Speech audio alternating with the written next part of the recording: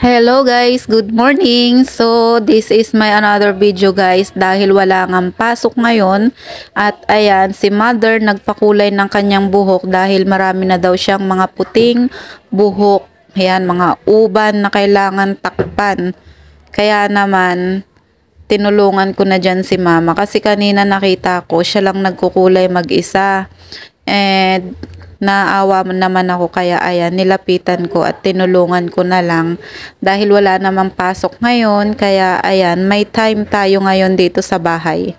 At fast forward na nga natin to agad-agad guys no kasi medyo mahaba-haba and medyo matagal-tagal tong kulayan ng buhok na to dahil nga sa dami na ng mga puting buhok ni mama kaya naman talaga namang nagtagal kami dito sa pagkukulay na to.